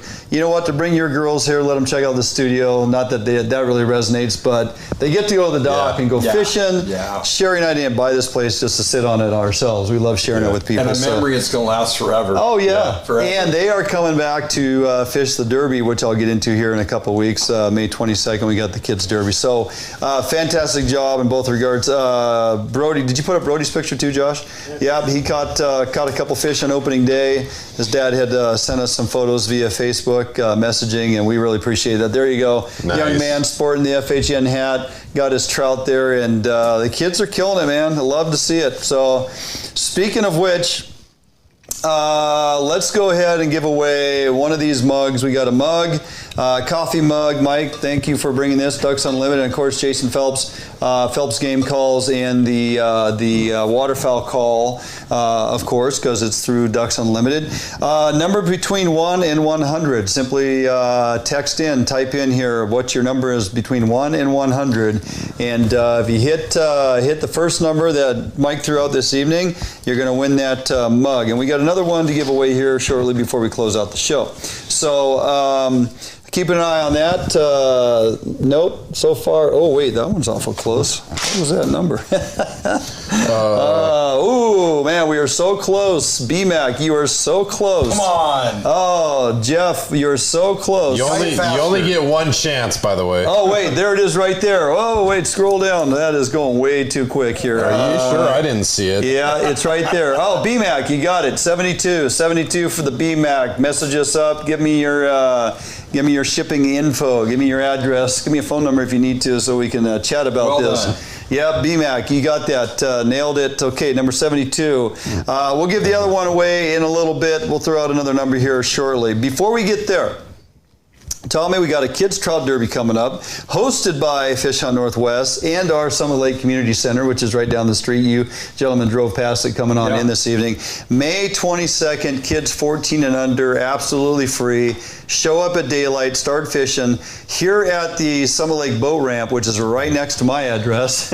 We get to watch and talk to everybody that fishes the shoreline here. You can literally fish on the shoreline. Now, there's not a ton of space, but there is room available, and you can fish from shore. It's a very limited access lake. You're better off in a boat. So if you can get out here in your boat, get your kids fishing.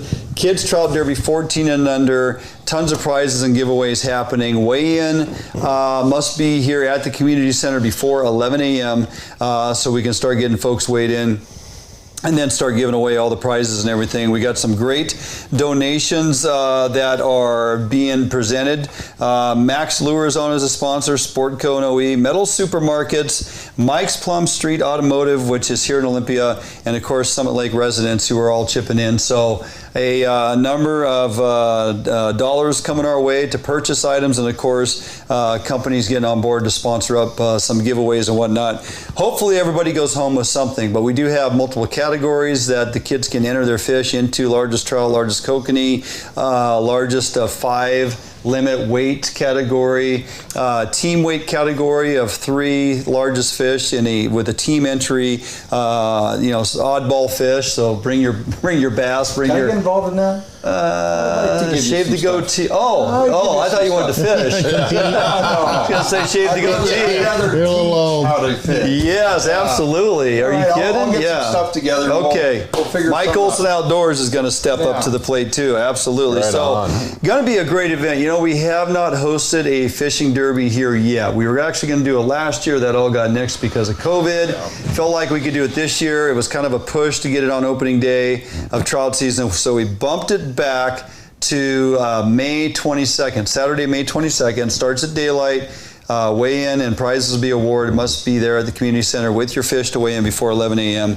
And go to our Facebook page, Fish Hunt Northwest. Scroll down, you'll see all the information. I have a flyer that I'm going to be posting up here shortly that I just received. And also you can go to the Summit Lake Community Facebook page under Community, and you'll see all the information posted there. So more information on that to come. Okay, we have another event, Tommy, that we are putting together. You, I believe, will be out on the ocean, but nonetheless, we will be there, the majority of us, without Tommy Rona. So I'm going to miss you. Tommy Rona. I'll be catching bait for fish that you'll be... Well, I wanted to go walleye fishing. I still want to go walleye fishing. And we will. Yeah. So I'm going to miss that piece of it. The triploids and the walleye, the kokanee, not so much. Until you catch one, right?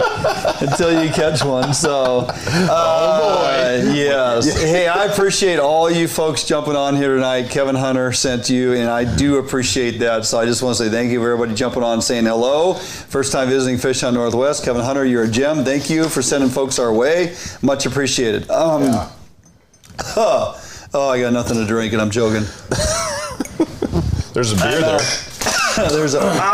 There's 6 beers. Give me a water over here somewhere. Right there in the chair. Can I grab it for me? Okay. You have a Facebook. I got to get some water. This is ridiculous. Right there in the chair. Yeah, I see that. Are you crying? He's crying. It's the kokanee. Yeah, it's the kokanee. It made him tear up. The fact that you hate kokanee. I didn't mean to make you cry. Yeah. Oh man. Oh, that was a hurt. That one hurt. Oh, Yep. we're done. Okay. East Side Rendezvous, June 11, 12, 13. Man, I was coughing hard on that one. June 11, 12, 13. June 11, 12, 13. East Side Rendezvous. Come join us for fishing for, as Tommy mentioned, walleye. Kokanee is the prize. And, of course, triploids. We've shown you how to do that. The triploids on Rufus. You can also get the nice triploids. Man, I got a throat thing. I think you have the coronavirus. I don't know what I got, but it's killing me. Stay at the Skydeck Motel, 509-633-0290. Call Nikki or call the staff over there at the Skydeck.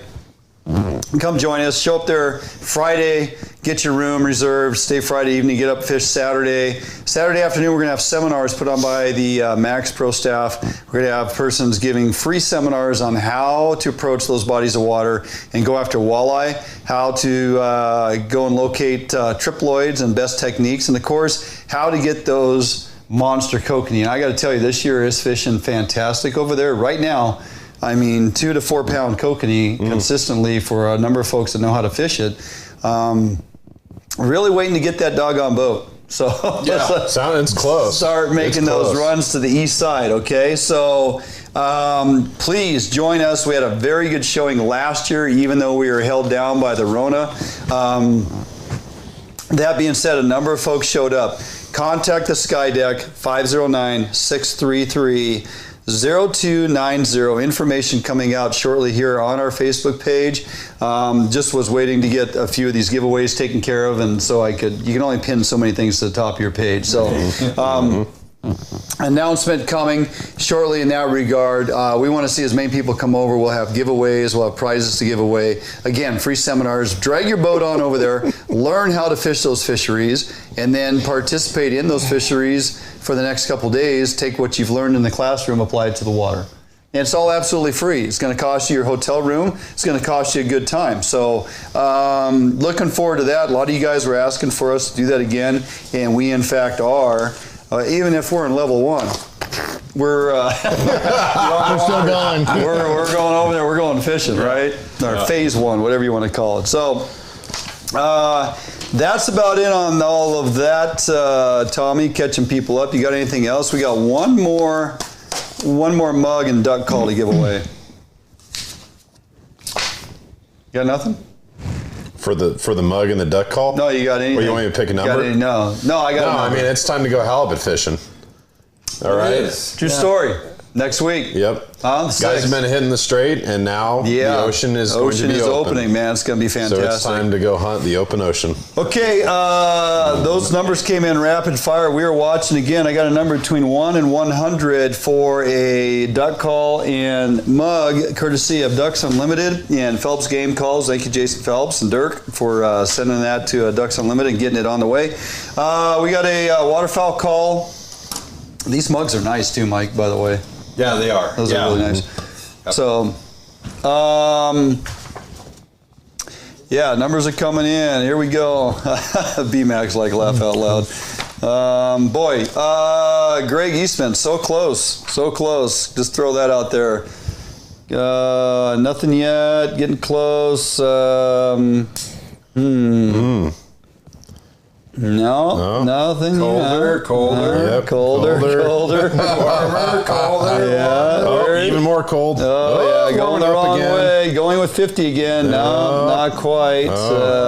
No, people want this mug. The duck call. A little ways away there, Carl. Guys are bouncing all around it. Yeah, come on. We're getting there. Yeah, it's free. Take it. Yeah, man. Come on now. Great call, too. Oh, yeah. Yeah, really good. No. Larry, pretty close. A lot of you guys are throwing Andrew out. Moravec, you're way off. You're way off. Try again. Andrew doesn't hot dogs. No, he doesn't. No. He probably wants to drink out of a Ducks Unlimited tumbler, though. There you go. Oh, why wouldn't Thanks, you? Andrew. Yeah. Yep. Getting further away. Wow. Further away. Older. I never thought this would be like There's only watching 100 paint dry. numbers. Carl, we got about 9 people that have guessed 35. There's only 100 numbers. And yes, there's only 100 numbers. 1, 2, and 3. There you go, Andrew. Oh, that's Moravec. do we need to add those together for you, Andrew? Good Lord. Andrew Williams. Andrew Williams, number 38. Andrew Williams, number 38. All right. Jeff Wilson, you came in right after him with 38, but Andrew Williams, number 38, is the winner on the board. What the hell? Carl says, what the hell? What the hell? Andrew Williams, congratulations. You also won the Ducks Unlimited coffee mug and duck call. Okay. Can you blow that for us? You can blow on this water bottle for me. All right. Hey, nice job, everybody. Thanks for tuning in this evening. We had a good time. Mike, Mark, thanks for showing up. Hey, thanks. And everybody, Snoqualmie Valley Ducks Unlimited Facebook, get on there, send messages, ask me any questions. We'll give answers to you, and just let's have a good time. Yeah, absolutely. Yep. So Ducks and Dogs coming up May 16th, and then we have the big... I'm sorry. Get on the Washington DU site also. There are Jim Miller and the guys in Puyallup put on a great event, Federal Way, all the way up to up North Skagit. I mean, check them out. There's events all over the Western Washington that you'll enjoy. Got to get out and support these guys. Perfect. Yes, missed it by one. A little too late. Well, that's okay. Maybe next time. There's always next time. There's always next time, Jeff. We got more stuff we'll be giving away over the next several weeks, months, and years. Back. And you'll be back. We'll be back. And we got a kids fishing derby to put together. You know, I'm almost to the point too where I'm gonna maybe tell me we should ask for folks to show up with their boats and take kids fishing, but we'll see if we can get there or not. Because that's usually what we run into is not enough opportunity with dads and kids that have boats to get out on the water. So we'll see if we can't put something together in that regard. So, all right, guys, appreciate everybody tuning in tonight. We had a lot of fun. Mike, Mark, thank you so much for joining us in the studio. It's always a good time. We'll be back next week, Tommy, live and in color. That's right. Healthy. Doing it again. Fighting it back, feeling good, and talking kokanee. We probably need to talk kokanee. It's been a while. It's about time. Yeah. Kokanee how-to is coming up. All right. As long as we keep Tommy out of the studio, we'll talk plenty of kokanee and how to cure him for bait. All right.